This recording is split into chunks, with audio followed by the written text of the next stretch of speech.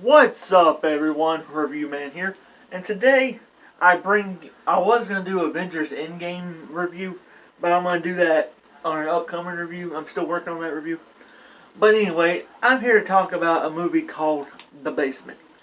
The Basement is a pretty strange thriller, psychological horror movie type thing.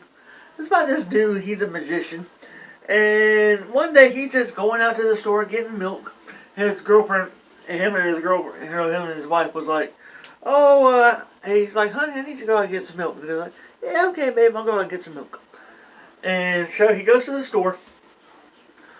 He goes to the store, and he gets some milk. And he knows it's got to be a small town because he knows the clerk by name. I guess he goes in there a lot. Heck, if I went somewhere, I know somebody's name, my name too.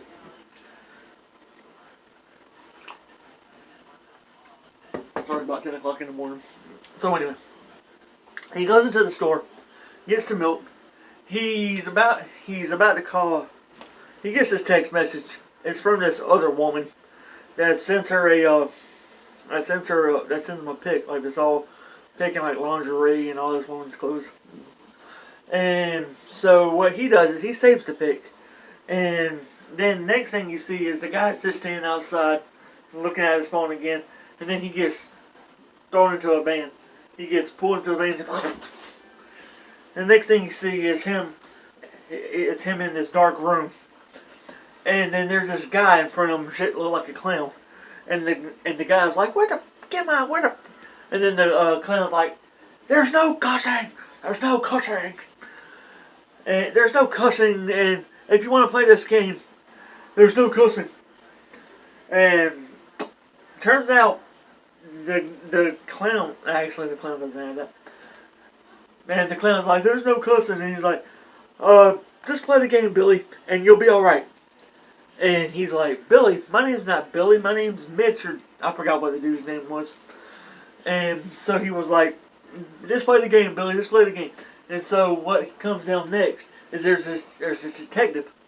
He comes down and he's like, where'd you hide the bodies? Where'd you?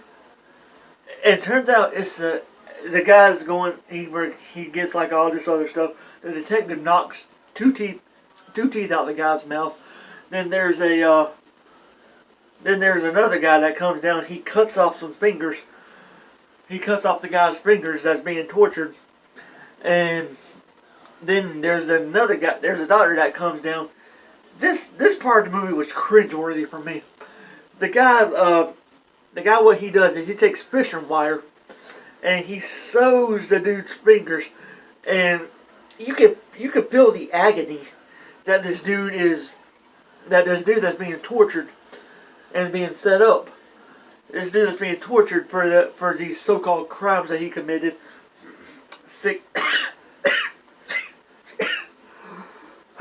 Excuse me. Yeah, he's being. You can feel his pain, and the doctor is like sewing his fingers up with fishing wire, and with fish hooks too. Yeah. So anyway, the movie's going on. Then next thing we see is the guy. Looks like the guy's dad, and the guy's dad's explaining to him that, oh, you were a disappointment to me, and and this, that, and the third. And then he's like, Dad, I wasn't a disappointment to you. And because turns out his dad ran out on him and his mom. And his mom was fooling around with all these other guys trying to get away from this dude. It's a bunch of head games. It took me a second to figure out what was going on. I had to pause the movie there a few times to try to figure out what was going on. But as the movie keeps deeper and deeper, at 6 o'clock, the guy's trapped in this basement for like 2-3 hours. Actually, he's trapped in for like a day or so.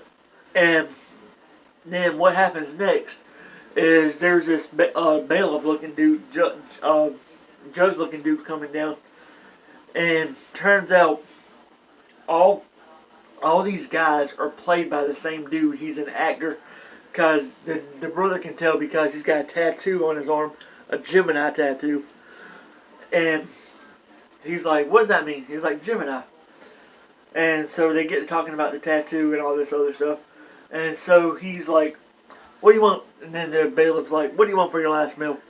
He's like, what do you want, a pizza, a cheeseburger, what do you want? And the guy was like, I want a deep roasted chicken. He's like, come on, man, I need something fast, because the dude was trying to stall time because he didn't want to die at 6 o'clock. And the movie, and you think this movie's sick. You think this movie's sick so far. Turns out the wife of the dude's wife, she's been looking for her husband the whole time, trying to say. She goes to the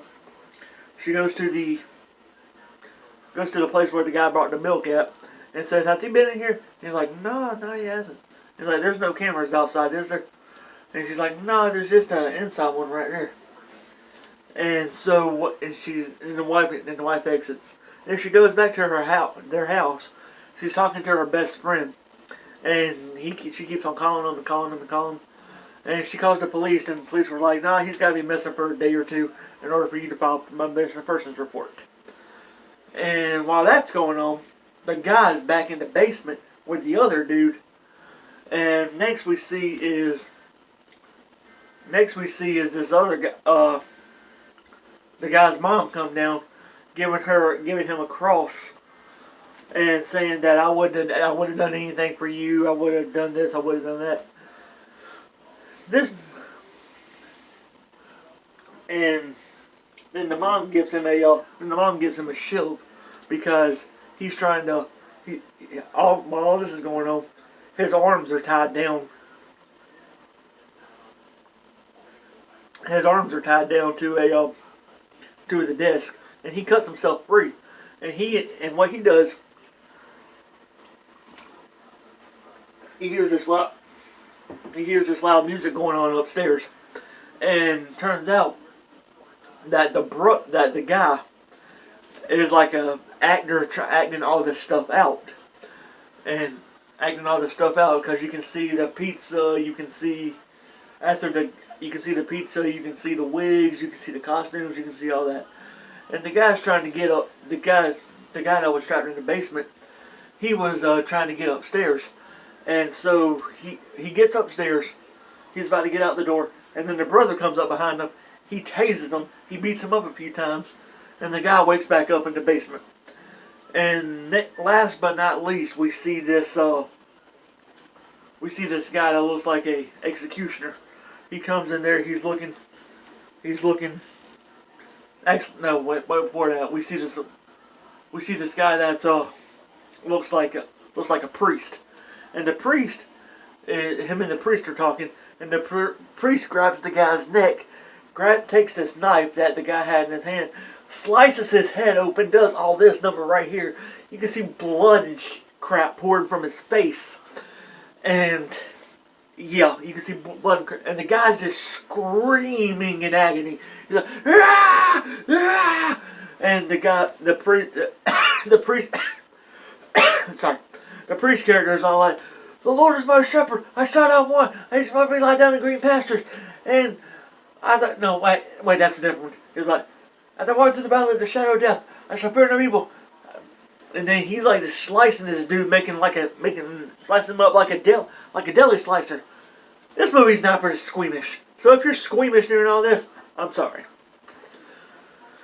So then the priest walks upstairs, and then last thing we see is this guy, this executioner looking dude.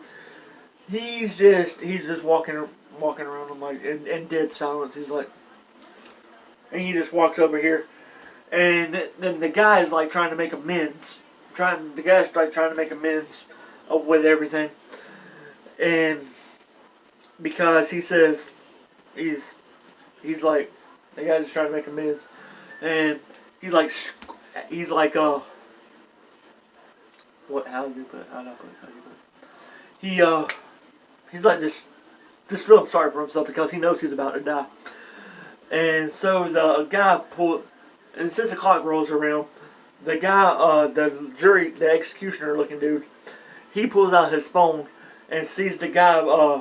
He pulls out his phone and he gives it to the guy, and the guy's just like recording with it. I'm sorry, sweetheart. I'm sorry. I'm sorry for everything.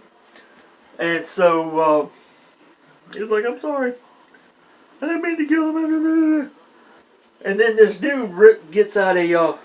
This is the most crucial death I have ever seen in movies, and I have seen a lot of horror movies.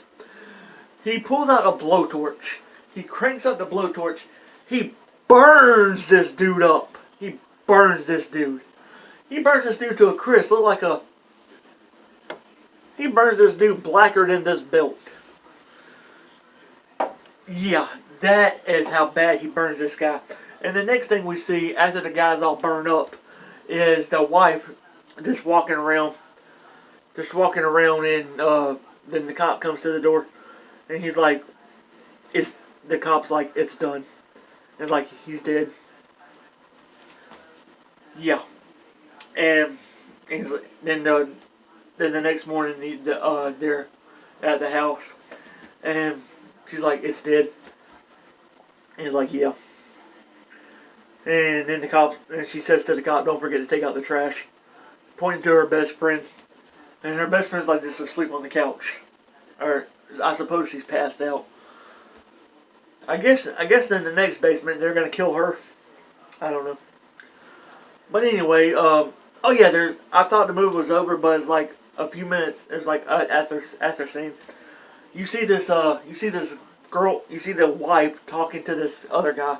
Turns out the guy has been the girl's brother the whole time, and she's like, "Here, what I want you to do is I want you to use your acting classes to kill my brother, to kill my husband because he's been screwing around with my best friend." And that's pretty much where the movie ends. Them setting up the plan to kill the dude the whole time. It was a pretty good movie. I mean, good if you like the horror genre, which I do. But it was a pretty good movie. It kind of makes you squint at some point. It's like whenever the dude cuts off the guy's hands and he takes off fishing wire and he pretty much tries to sew the dude back up and you can see all this charred, burnt skin. But anyway, go check it out, guys. It's on Netflix right now. I am the Review Man. You are you. Thank you for watching. Like, comment, subscribe. All that good YouTube stuff. And I will see y'all guys in the next video. Have a good one.